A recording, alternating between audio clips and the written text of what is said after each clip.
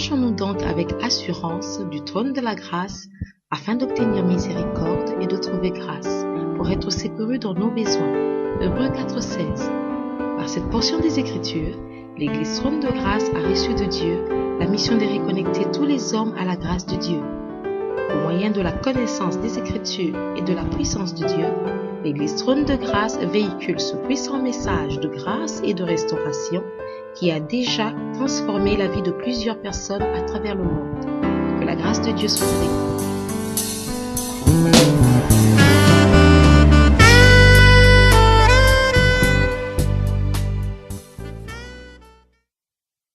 Père, nous aimons ta présence. Nous aimons ta main sur nous. Nous aimons ta grâce dans nos vies. Nous aimons nous approcher de toi. Merci encore de nous faire rencontrer ta parole. Merci de nous faire aimer ta parole. Merci Seigneur, tu fais du bien à nos cœurs. Dans le nom puissant de Jésus. Amen. Amen. Amen. Amen. Que le Seigneur soit glorifié. Lui qui fait des choses tellement merveilleuses. Des fois, quand je me mets à essayer d'imaginer ce que Dieu a fait dans ma vie, je me rends compte que le psalmiste avait raison. Il dit lui-même, dans la parole, il nous demande, compte les bienfaits de Dieu. Mets-les tous devant tes yeux. Et tu vas te rendre compte, alors que tu adores, que le nombre est incommensurable. Bien-aimé,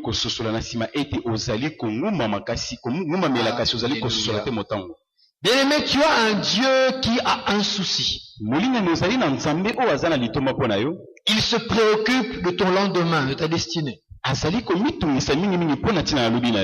Et tout ce qu'il veut, c'est que les hommes et les femmes sur terre reconnaissent sa main au travers de toi. Ainsi, Dieu s'applique à transformer ce qu'il y a dans ton existence. Pour faire de toi un miracle aux yeux des autres. Oh, alléluia. Je vois ta vie devenir un miracle devant les hommes. À cause du nom de Jésus-Christ en toi. Amen. Nous allons lire un passage. Matthieu 13. À partir du verset 53 au verset 57. Je lis.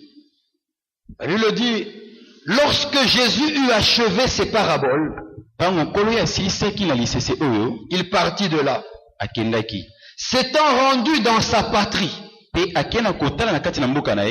enseignait dans la synagogue, de sorte que ceux qui l'entendirent étaient étonnés et disaient, d'où lui viennent cette sagesse et ces miracles? N'est-ce pas le fils du charpentier? N'est-ce pas Marie qui est sa mère? Jacques, Joseph, Simon et Jude, ne sont-ils pas ses frères? Et ses sœurs, ne sont-elles pas toutes parmi nous? D'où lui viennent donc toutes ces choses? Et il était pour eux une occasion de chute. Mais Jésus leur dit, un prophète n'est méprisé que dans sa patrie et dans sa maison. Lis avec moi un second texte. Dans le livre de Luc.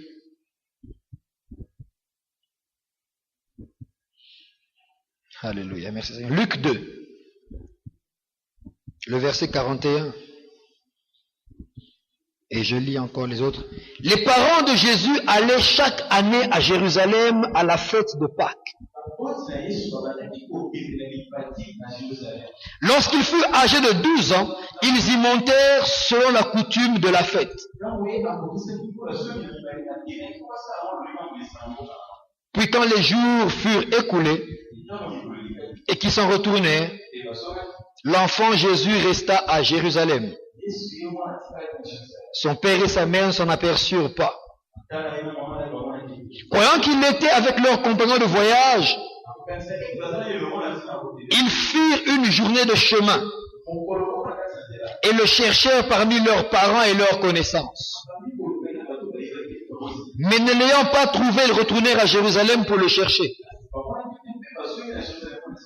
Au bout de 3 jours, ils le trouvèrent dans le temple, assis au milieu des docteurs et les écoutant et les interrogeant. Tout ce qu'il entendait était frappé de son intelligence et de ses réponses. Que Dieu bénisse sa parole. Il se passe quelque chose que j'aime bien ici. Dieu révèle 2 contrastes. Jésus à l'âge adulte et Jésus à 12 ans. Remarquez, à l'âge de 12 ans, c'est un jeune homme comme tous les autres.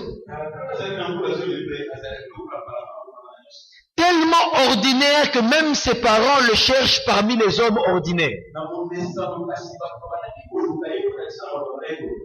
Et une chose m'a frappé ici. Quand il le retrouve, il est assis au milieu des docteurs. Il les interroge. Il les écoute. Et il peut aussi répondre, parler avec eux. Les gens remarquent son intelligence. Quelque chose d'ordinaire. En même temps d'extraordinaire. Un jeune homme de 12 ans qui s'intéresse aux choses de la loi de Dieu. Ce n'était pas courant. Mais remarquez que personne ne pose des questions sur lui. Personne ne pose des questions sur Jésus. Moi je me dis, si un jeune homme de 12 ans, après le culte, reste à l'église, 3 jours durant, il est là, je lui poserai des questions. Je chercherai à savoir d'où vient-il. Cela voulait dire que 3 jours durant, Jésus était passé inaperçu. Il était un jeune homme comme tous les autres, qui posait des questions aux personnes plus élevées en dignité et en intelligence que lui. À l'âge de 12 ans. Et la parole nous dit que ses parents sont partis à Jérusalem à la fête, comme de coutume.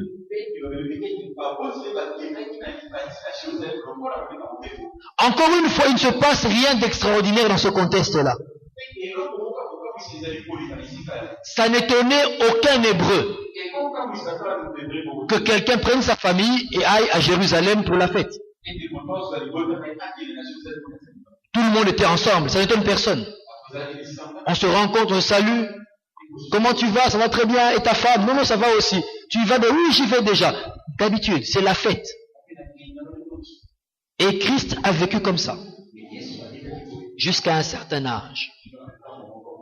Où le Seigneur a dû être transformé.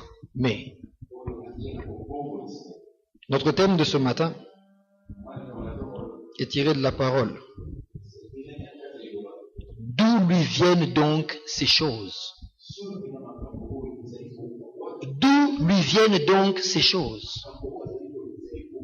Retiens bien ce thème, parce que c'est la question que les gens se poseront sur ta vie. Lorsque le Seigneur aura fait ce qu'il n'a pas encore fait dans ton existence. Lorsqu'il avait 12 ans, on ne s'est pas posé ces choses-là. On ne demandait pas, mais d'où est-ce qu'il vient? La parole dit, on était frappé par son intelligence. On remarque que ce jeune homme est intelligent.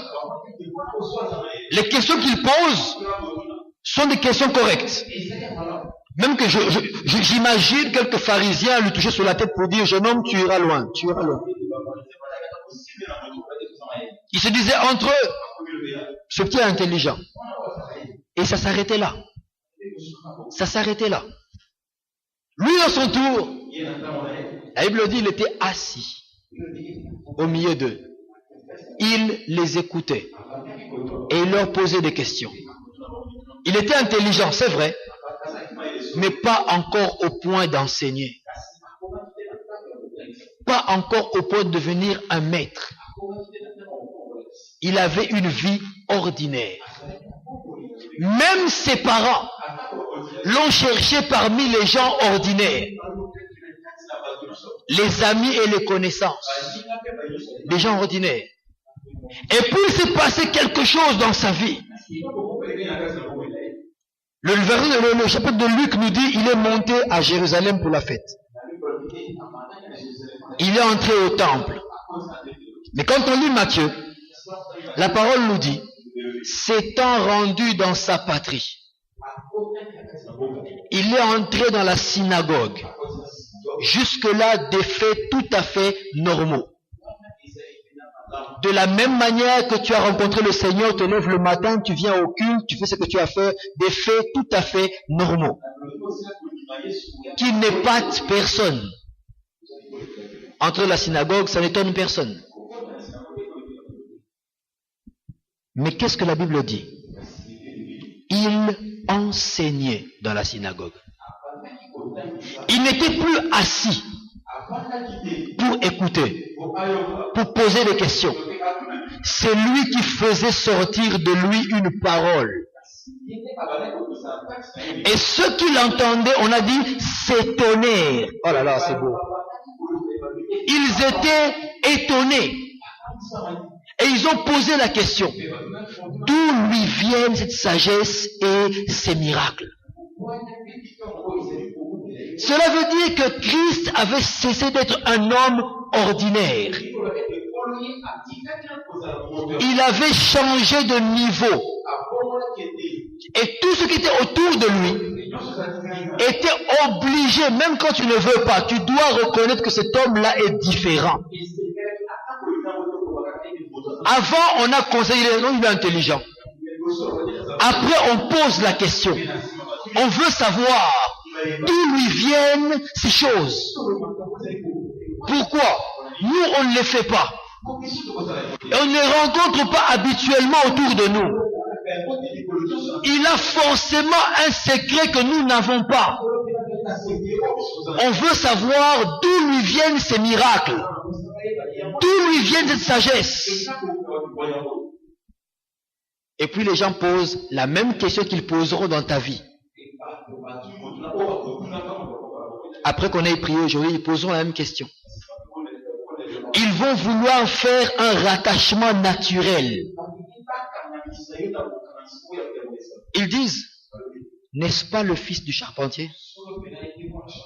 Est-ce que Marie n'est pas sa mère? Jacques, Jude, ils sont ses frères, mais ils sont au milieu de nous.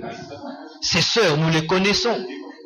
Autrement dit, normalement, ils ne devaient pas être comme ça.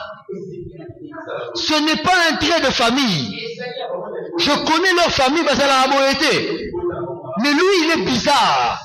Il est différent d'eux. Bien aimé, laisse-moi te dire, après qu'on ait prié aujourd'hui, même ton code génétique, le Seigneur va le changer. Il y a des choses qui sont héréditaires, mais qui n'ont pas le droit d'être dans ta vie. On pourra dire, il tient de sa mère, elle tient de son père. Mais crois-moi, si le Seigneur n'a pas besoin de ça, il va le retirer aujourd'hui. Alléluia. Parce que simplement, il veut faire de toi un homme ou une femme qui sera un signe et un miracle en son compte aux yeux des hommes. Les humains posent la question. Mais ce n'est pas le fils de Joseph? Laisse-moi t'annoncer, comme une prophétie, que lorsque le Seigneur fera ce qu'il a à faire ce matin dans ta vie, les gens vont commencer à chercher tes origines. Ils vont dire, mais ce que nous savons de lui, ce que l'on sait de sa famille, ne ressemble pas à ce qu'il est en train de faire maintenant. on sait que généralement, ils sont comme ceci. Généralement, ils agissent comme cela. Telle famille, on les connaît. Ils sont brutaux. Ils sont nerveux. Mais comment lui les calme? Ceux-là, nous les connaissons. Généralement, la plupart d'entre eux s'arrêtent au diplôme d'État. Ils ne vont pas plus loin. Comme leur père. Mais comment lui est arrivé en licence? Avant Baba Lavubabota, c'est connu chez eux. C'est comme ça. Comment est-ce qu'elle a fait, elle, pour se marier sans faire un enfant hors mariage? Pourquoi? On va te rattacher à ton père le charpentier. En Israël, généralement, les métiers se transmettaient de père en fils. Il était presque inconcevable de voir le fils d'un charpentier faire autre chose que ce que faisait son père. Il y avait comme un fil qui les liait. Et jusqu'à aujourd'hui, on voit les mêmes choses. Les hommes et les femmes t'identifient par rapport aux informations qu'ils ont de toi. Mais laisse-moi t'annoncer que désormais les hommes et les femmes vont t'identifier par rapport à l'information que Jésus donne de toi. Parce que tout simplement, le Seigneur veut que tu sois un miracle. Et ils poseront des questions. D'où lui viennent ces choses? Essaye de fouiller dans son CV. Regarde dans son passé. Qui avant lui avait fait ces choses? Personne. Mais au fait, son oncle était pasteur aussi. Oui, il était pasteur. Mais comment est-ce qu'il n'a pas prêché comme lui, il le fait? D'où lui viennent ces choses? La différence que l'on voit dans sa vie, à quelle origine? Bien-aimé, prépare-toi à quitter le stade d'hommes et de femmes ordinaires pour devenir un homme et une femme extraordinaires. Parce que le Seigneur est prêt à te faire changer de niveau. Dieu aime ça. Il y a des révélations. Il y a des choses à faire dans la vie que tu ne pourras pas faire tant que tu n'es pas devenu un homme ou une femme extraordinaire. Certains diront, ah, ça c'est difficile. Parce que tel que je me connais, ça c'est l'information que tu as de toi-même. Ce n'est pas l'information que Jésus donne de toi. Les humains avaient une information propre à eux. C'est le fils du charpentier. Sa mère Marie, nous la connaissons. Ses sœurs et ses frères sont au milieu de nous. Ça veut dire qu'il ne peut pas être autre chose que ce que sa famille a déjà tracé. Il ne peut pas. Nous les connaissons. Sûrement certains se sont levés pour dire de quel Jésus il parle. Le petit Jésus. Quoi? C'est lui qui enseigne dans le temple. Soyons sérieux quand même. Soyons sérieux. Soyons sérieux. Moi je l'ai connu tout petit. À l'école primaire, c'est moi qui l'ai enseigné. Soyons sérieux. J'imagine l'étonnement des gens lorsqu'ils sont rendus compte de la mission de Christ. Et même vous et moi, vous savez, nous aurions été là au moment où Jésus vivait. Je ne pense pas que moi j'aurais cru en lui. Je ne pense pas.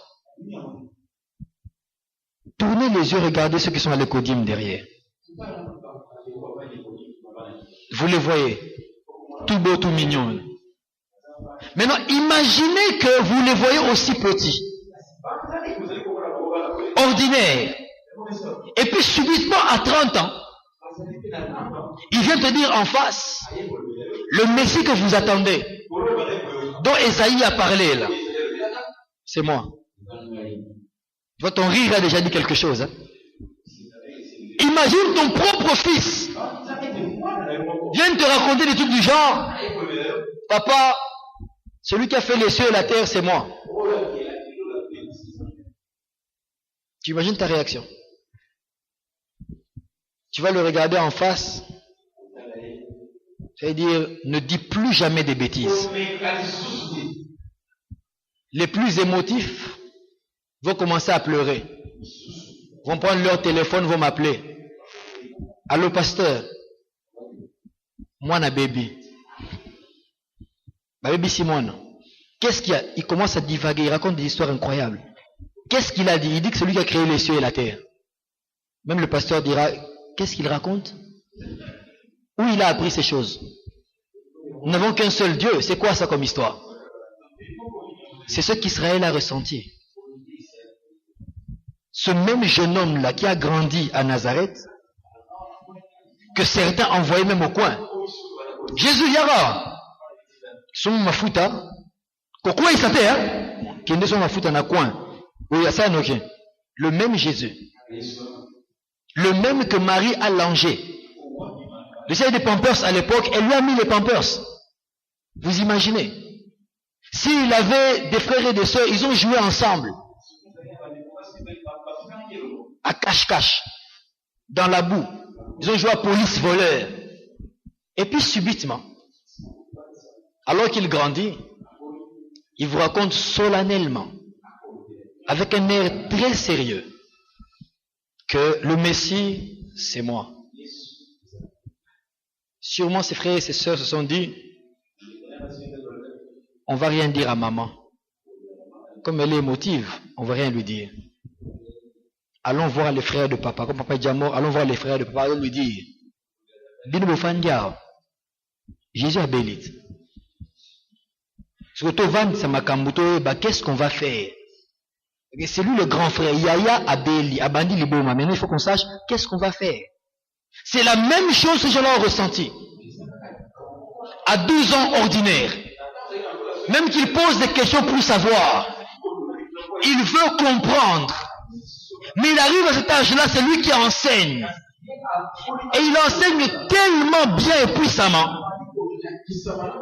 Les gens s'étonnent. D'où lui viennent ces miracles?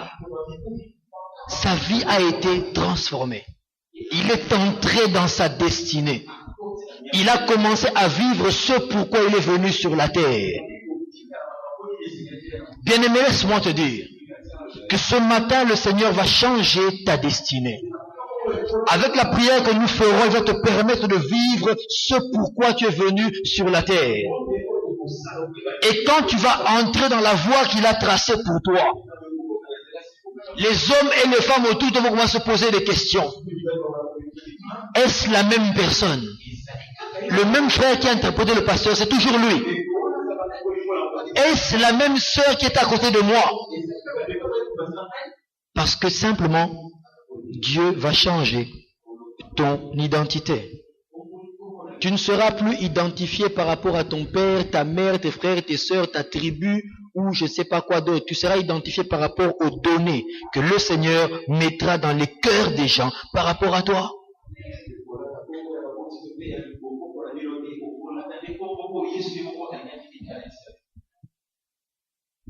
Dans ma famille, je vis ces choses. Il y a des gens qui ont du mal jusque-là à m'appeler pasteur. Ils te regardent très bien. Ils t'appellent pasteur et puis se renseignent encore. Alpha, comment pasteur, ma solo? Comment pasteur? D'autres même coupent court. Ils m'appellent maître. En souvenir de l'avocat que j'étais. Alors qu'ils ne se sont pas rendus compte que je suis entré dans ma destinée. Je commence à faire ce pourquoi je suis né.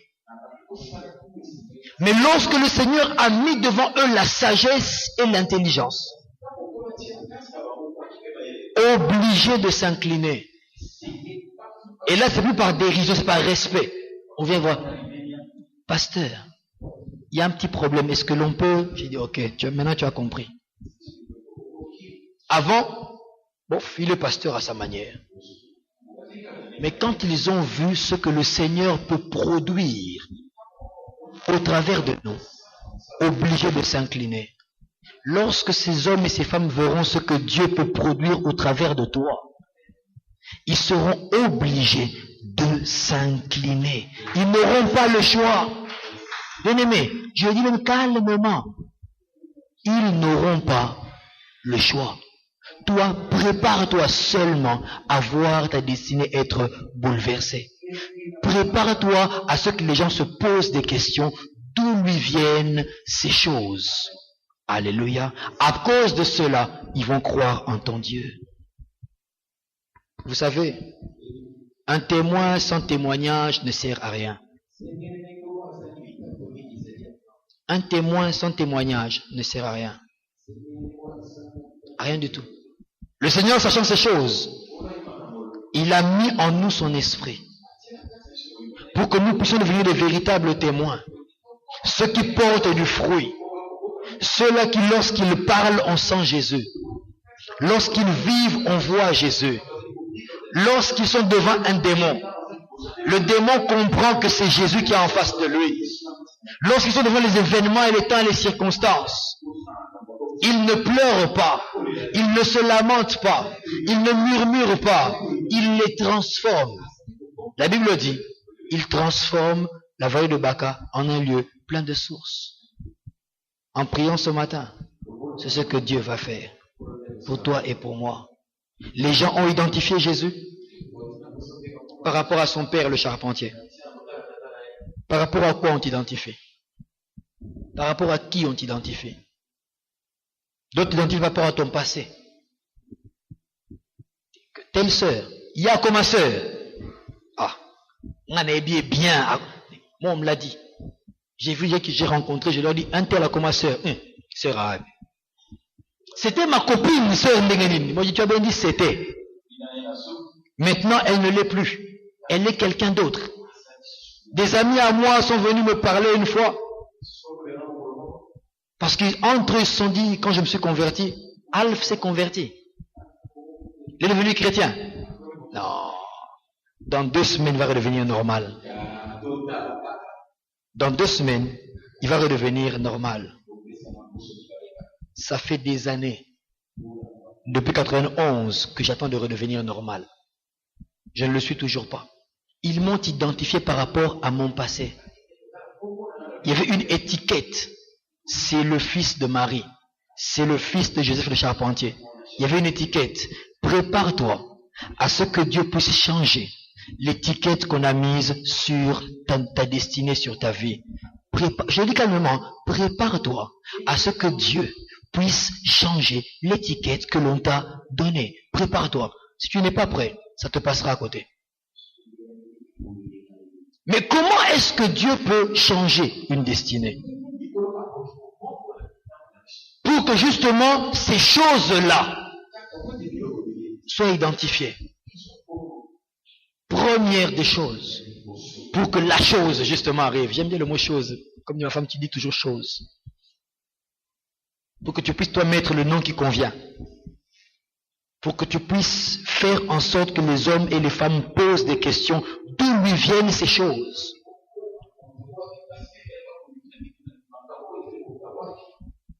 Tu dois commencer par recevoir Jésus-Christ comme Seigneur et Sauveur. Tout ce que je dis n'a pas de valeur dans ta vie tant que tu n'as pas encore reçu Jésus-Christ comme Seigneur et Sauveur. Tant que tu n'as pas fait de lui le maître de ta vie, ce que je dis ne te concerne pas.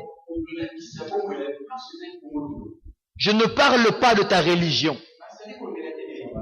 Je ne parle pas de ce que tu fais dans l'église locale. Serait-ce prêcher la parole? Je ne parle pas de ça. Je ne parle pas des titres que tu as. Je ne parle pas du temps de conversion que tu as fait. Je te parle de Jésus-Christ qui doit être le Seigneur de ton existence. Parce que tu sais comment tu marches. Tu connais ta vie. Tu sais qui te dirige. Quand Christ est Seigneur, le cœur de l'homme le sait. Et quand Christ n'est pas Seigneur, le cœur de l'homme le sait aussi. Je ne parle pas du Dieu de ton père ou de ta mère. Je suis d'une famille chrétienne, j'ai grandi à l'Écodime, je ne parle pas de ça. Je ne te parle pas du Dieu de ton frère, de ta soeur, de ton mari, de ta femme ou de je ne sais pas qui, que tu as simplement adopté. Parce que bon, c'est bien, c'est bon, c'est calme. Je ne te parle pas de ça. Je ne te parle pas des œuvres que tu es en train de faire pour le Seigneur. Je paye ma dîme, je donne mon offrande, je balaye l'église. Je ne te parle pas de ça. Je te parle de la relation que tu as dans ton cœur. Est-ce que Jésus-Christ est réellement le Seigneur de ta vie? Est-ce qu'il l'est? Je sais que ton cœur a répondu. Ça, c'est la première chose à faire pour que ta destinée prenne un autre tournant. Que Jésus-Christ soit le Seigneur de ta vie. Deuxième des choses, pour que ta vie prenne un autre tournant, l'attachement à Dieu. L'attachement à Dieu. Là-dedans, je vois la consécration, la sanctification, la crainte du nom de l'Éternel, l'attachement à Dieu. Tant que tu n'es pas attaché à Dieu, tu ne verras pas ton destin changer. Parce qu'il ne sera pas entre les mains du Tout-Puissant. Il a façonné l'homme à son image. Il peut te recréer à son image. Attache-toi à lui. Cela veut dire crains le nom de Dieu. Crains le nom de Dieu. Craindre Dieu, ce n'est pas d'abord le faire en public. Quand les hommes et les femmes te voient, craindre Dieu, c'est d'abord en secret. Là où personne ne te voit. Là où personne n'applaudit. En public, il est facile d'être saint. Très facile d'être pieux en public. Alors qu'on se regarde ici, qui peut imaginer qu'un tel autre peut être un sorcier? Personne. On est tous beaux et belles. Ça, c'est le public. Quand on se salue, avec un petit sourire et une révérence, bien-aimé, que Dieu te bénisse. Ça, c'est en public. En public, on élève la main, on élève la voix et on glorifie Dieu. On sautille même. Gloire à ton nom, Jésus. Ça, c'est en public. L'attachement à Dieu, c'est d'abord en secret. Qui es-tu dans le secret? Qui es-tu dans le secret? Lorsque personne ne te voit, quand personne n'est présent, il y en a qui sont des contrastes sérieux. En public, des 12 agneaux. Mais dans le secret, agressif comme pas de personne. En public, bien-aimé, je te pardonne. Mais en secret, il te dit clairement, je vais te démarrer, sérieux. Je vais t'expliquer ta vie. Qui es-tu en secret? Bien-aimé, la consécration, c'est l'attachement exclusif à Dieu. L'attachement exclusif à Dieu. Il a dit, je n'aurai pas d'autre Dieu devant ma face. Et il attend de toi et de moi la consécration. Pour qu'il travaille dans notre vie. Et que nous soyons réellement des miracles, des signes. Telle est notre destinée. Qui tu es en secret? Dieu m'a parlé d'un jeune homme qui se masturbe en secret. Personne ne sait. Et ça t'arrive très souvent. Mais personne ne le sait. Qui es-tu en secret? Deuxième des choses, l'attachement à Dieu. Troisième des choses, et c'est un fil, la prière. La prière. Oh, combien beaucoup négligent la prière. Pour eux, ce n'est pas important de rencontrer Dieu. Laisse-moi te dire, la Bible dit que ceux-là qui se tournent vers lui, ceux-là qui fixent les regards vers lui, ils sont transformés en la même image de gloire en gloire. Transformés dans la même image de gloire en gloire. Mets-toi sous le soleil pendant longtemps. Même ta peau va chauffer parce que tu es exposé au rayon du soleil. Mets-toi dans sa présence pendant longtemps. Tu vas te rendre compte que tu vas commencer à générer, à dégager la nature de Dieu. Reste loin de lui pendant longtemps. Tu ne vas jamais dégager sa nature.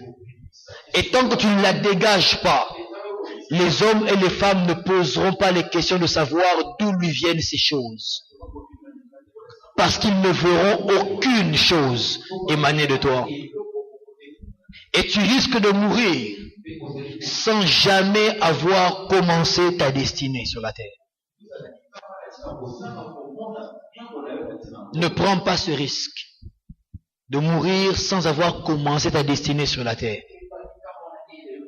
La prière, ce moment que tu as d'intime avec ton Dieu.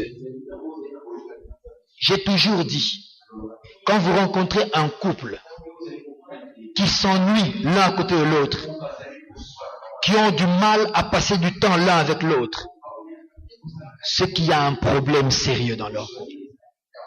Or, la Bible nous appelle la fiancée de Jésus-Christ. J'imagine mal la fiancée qui s'ennuie en présence de son fiancé. Vaut mieux ne même pas aller au mariage. Il faut arrêter là. La prière, c'est le moment d'intimité que tu as avec Dieu. C'est le moment particulier où tu parles avec le Seigneur. Où tu ouvres ton cœur et il t'ouvre son cœur. Il y a même des choses qui se disent dans la prière qui ne se raconteront pas dehors. Dieu ne le dira pas. Il te dira à toi non plus, ne dis pas. C'est dans la prière que l'on a des secrets avec le Seigneur.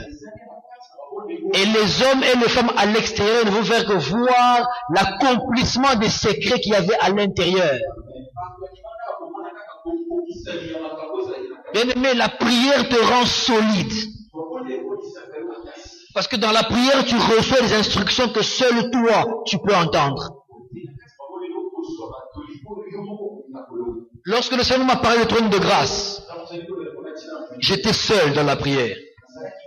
Ce qu'il m'a dit, je l'ai retenu. Ce qu'il m'a montré, je l'ai retenu. Ce qui fait que même lorsque, en avançant dans le ministère, j'ai rencontré des difficultés énormes. Certaines choses n'ont pas pris les tournures que je voulais. Certains ont voulu me convaincre que je n'avais pas l'appel, que j'ai juste été zélé, c'est tout. Je leur ai dit, je sais ce que j'ai entendu. Je sais ce que j'ai vu. Et je sais que cela va se faire. Alléluia. Bien-aimé, attache-toi à Dieu. Laisse-le être Seigneur. Et prie. Alléluia. On va se lever ensemble. Et nous allons prier.